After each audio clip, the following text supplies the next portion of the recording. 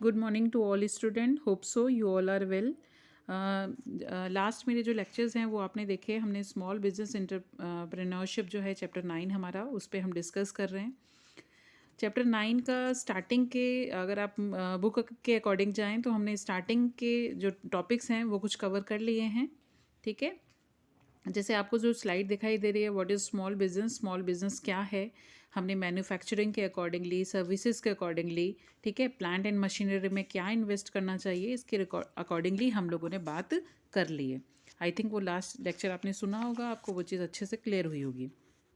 ठीक है, तो स्मॉल बिजनेस जो है उसे अगर गवर्नमेंट के अकॉर्डिंगली हम बात करें, गवर्नमेंट के असिस्टेंस के अकॉर्डिंगली हम बात करें, तो प्लांट एंड मशीनरी पे जो इन्वेस्टमेंट्स है उसके अकॉर्डिंगली हमने बोला है कि स्मॉल बिजनेस जो है वो पर्टिकुलर ये है। ठीक है, तो इसके ऊपर हमने डेफिनेटली बात कर ली है।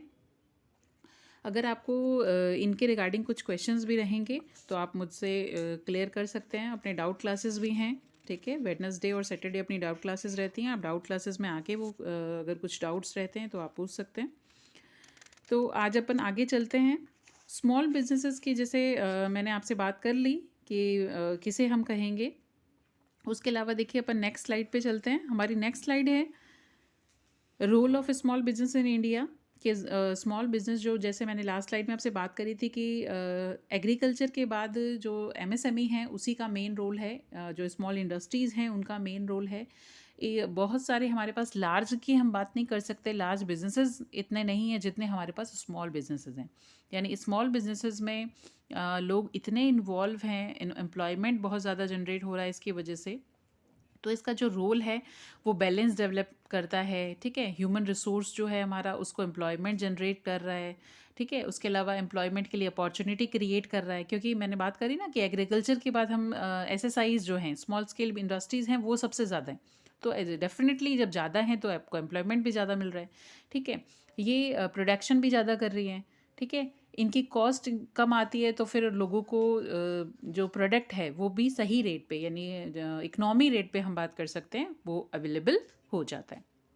ठीक है, तो जो स्मॉल बिजनेसेस हैं उन वो अपने बहुत इम्पॉर्टेंट रोल प्ले करते हैं हमारी सोसाइटी के लिए। ठीक है, रॉ मटेरियल जो है वो अवेलेबल हो जाएगा। जैसे लार्ज स्केल इंडस्ट्रीज़ हैं, उनको जो प्रोडक्ट्स चाहिए पर्टिकुलर प्रोडक्ट बनाने के लिए, तो ये प्रोडक्ट वो बनाते हैं, प्रोड्यूस करते हैं, फिर वो लार्ज बिजनेस उसको असेंबल कर लेते हैं। ठीक है, तो बहुत सारे बेनिफिट्स हैं जो हमें, बहुत सारे रोल हैं जो स्मॉल बिजनेसेस जो है वो प्ले करता है। अब हम चल ठीक है, अब हम चलते हैं हमारी नेक्स्ट स्लाइड पे। अब हमारी नेक्स्ट स्लाइड है कि गवर्नमेंट असिस्टेंस, या गवर्नमेंट असिस्टेंस के बारे में हमने बात करी कि गवर्नमेंट जो है वो कि बहुत सारे बेनिफिट्स जो हैं वो देती हैं स्मॉल स्केल इंडस्ट्रीज़ को। जैसे हमने बात की थी, टैक्सीशन में बेनिफिट्स देती है, रॉ मटेरियल इजीली अवेलेबल हो जाए ये बेनिफिट देती है। ठीक है, क्योंकि स्मॉल स्केल इंडस्ट्रीज़ के पास डेफिनेटली मनी की कमी है ना, मनी कम है उनके पास। तो जो गवर्नमेंट है, गवर्नमेंट ने जैसे नाबार्ड है, डीआईसी है, ठीक है, जो हमने बात करी थी, नेशनल स्मॉल इंडस्ट्रीज़ कॉरपोरेशंस हैं, ठीक है, rural small business development centres हैं, ये सब क्या करते हैं, स्मॉल बिजनेसेस जो हैं उनको गवर्नमेंट की तरफ से असिस्टेंस प्रोवाइड करवाते हैं, उनकी हेल्प करते हैं। जैसे रॉ मटेरियल में हेल्प कर देंगे, फिनेंस में हेल्प कर देंगे। ठीक है, कुछ नया अगर उनको टेक्नोलॉजी वाइज कुछ सिखाना है, ट्रेनिंग डेवलपमेंट के लिए कुछ प्रोग्राम ऑर्गेनाइज करना है, तो ये सारी चीज़ें वो उनको डेफिनेटली प्रोवाइड करेंगे। ठीक है, तो स्मॉल जो हमारा बिजनेस है उनको डेफिनेटली गवर्नमेंट भी बहुत सारा असिस्टेंस प्रोवाइड करती है, हेल्प करती है, ताकि ये ज़्यादा से ज़्यादा वर्किंग कर सके, ज़्यादा से ज़्यादा ओपन हो। क्योंकि गवर्नमेंट भी तो यही चाह रही है ना कि जितने ज़्यादा स्टार्टअप्स होंगे, डेफिनेटली हमारे जो ह्यूमन बींग्स हैं, अनएम्प्लॉयड लोग हैं, उन लोगों को एम्प्लॉयमेंट मिल जाएगा। उनका जो लाइफ साइकिल है, जो उनका जीवन चक्र है, वो ईजिली आराम से चल सकता है। ठीक है, उन्हें भी अर्निंग होगी तो फिर वो भी खर्चा करेंगे। देखिए, आपके पास पैसे होंगे तो डेफिनेटली आप भी किसी चीज़ में खर्चा करेंगे, आपके पास पैसे नहीं है तो आप भी खर्च नहीं करेंगे, तो दूसरे का साइकिल में, ये साइकिल ऐसे ही तो चलेगा। पर्टिकुलर पर्सन के पास पैसा है, वो खर्च करेगा, वो खर्च कर रहा है, वो दूसरे पर्सन उसको ले रहा है, तो डेफिनेटली उसको भी प्रॉफिट्स हो रहे हैं। तो ये सारी चीज़ें एक्चुअली इस अकॉर्डिंगली चलती हैं। ठीक है, अब हम चलते हैं हमारी नेक्स्ट स्लाइड पे। तो हमारी नेक्स्ट स्लाइड है सोर्स ऑफ बिजनेस फाइनेंस, कि बिजनेस फाइनेंस जो है इसके सोर्सेज जो हैं वो कहाँ से मिलते हैं। ठीक है, कहाँ कहाँ से मनी जो है वो मिल सकता है। तो स्टार्टअप्स इंडिया की हमने बात करी, हमारे प्रधानमंत्री जो हैं, प्राइम मिनिस्टर जो हैं नरेंद्र मोदी, उन्होंने भी स्टार्टअप्स के लिए बहुत से प्रोग्राम्स जो हैं, बहुत सारे स्कीम्स जो हैं वो लेकर आए हैं, ताकि जो स्टार्टअप्स हैं वो ज़्यादा से ज़्यादा चल सके, ज़्यादा से ज़्यादा वर्किंग करे। ठीक है, तो स्टार्टअप्स के बारे में हमने देख ही लिया, हम बात कर ही रहे हैं इतने दिनों से स्टार्टअप्स के रिगार्डिंगली, कि स्टार्टअप्स पे वर्किंग करना चाहिए, कोशिश करनी चाहिए कि ज़्यादा से ज़्यादा लोग स्टार्टअप्स पे आएँ। ठीक है, जॉब से ज़्यादा लोग अगर स्टार्टअप्स पे आएंगे तो डेफिनेटली वो दूसरों को एम्प्लॉयमेंट देंगे, लेकिन अगर हर पर्सन यही सोचे कि मैं जॉब करूँ तो डेफिनेटली बड़ी प्रॉब्लम्स हो सकते हैं।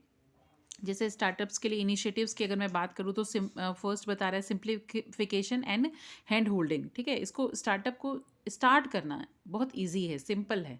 ठीक है, उसके अलावा बोल रहे हैं कि एक स्टार्टअप से एक इंडिया में एक हब बन गया। ठीक है, पर्टिकुलर हर पर्सन जो है वो कुछ ना कुछ सोच के कि ठीक है मैं छोटा काम करे या बड़ा काम करे, एक्चुअली उसको कहीं ना कहीं स्टार्टअप्स के दिमाग में आइडियाज़ आते हैं। ठीक है, जैसे ऐप बनाना है, अभी भी अगर कोविड में भी हम बात करें तो बहुत से लोग छोटी छोटी चीज़ों को लेकर के स्टार्टअप से स्टार्ट कर रहे हैं। ठीक है, तो ये सब चीज़ें इसके अंदर ध्यान दी जाती हैं। नेक्स्ट हमारी स्लाइड है forms of business organisation. Business organisation की फॉर्म की अगर हम बात करते हैं तो बिजनेस ऑर्गेनाइजेशन किन किन फॉर्म्स में स्टार्ट हो सकता है, यानी एंटरप्रेन्योरशिप आप किस किस फॉर्म में कर सकते हो। जैसे हम बात करें इंटेलेक्चुअल प्रॉपर्टी राइट। ठीक है, तो इंटेलेक्चुअल प्रॉपर्टी राइट की अगर हम बात करते हैं तो intellectual property right have grown to the structures from where it's play the major role in the development of global economy. Intellectual property right जैसे क्या क्या हो सकता है, जैसे मान लीजिए आप पर्टिकुलर कोई बुक पब्लिश कर रहे हैं। ठीक है, बुक राइट कर रहे हैं। ठीक है, तो कॉपीराइट मिलता है आपको। जैसे आपने देखे होंगे हैंडलूम का एक लोगो है। ठीक है, ट्रेडमार्क का एक होता है, जोग्राफिकल इंडिकेशन होता है, जैसे कि हम बोलते हैं बिकाजी का भुजिया। ठीक है, तो जोग्राफिकल इंडिकेशन है।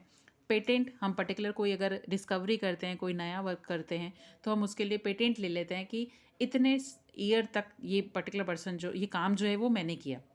जैसे मान लीजिए अगर आपने कुछ इनोवेटिव किया, कुछ डिस्कवरी करी। ठीक है, तो वो आपने की वो डिस्कवरी, तो आप उसका पेटेंट करवा लेंगे, दूसरा पर्सन ये नहीं कह सकता कि ये काम मैंने किया है। ठीक है, तो इस तरह से ये इंटेलेक्चुअल प्रॉपर्टी राइट में हमारे पास ये हैं, कॉपीराइट है, ट्रेडमार्क का है, जियोग्राफिकल इंडिकेशन है और पेटेंट है। ये 4 चीज़ें जो हैं वो हमारे इंटेलेक्चुअल प्रॉपर्टी राइट्स के अंदर आती हैं।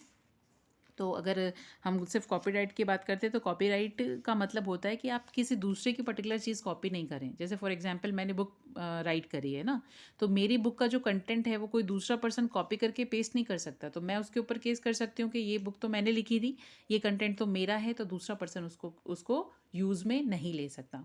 ठीक है, क्योंकि चीज़ें तो अवेलेबल है ना आपको, तो इस तरह से आप कर सकते हैं।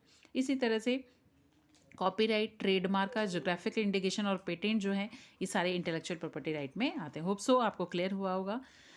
आपका होमवर्क है। Thank you so much.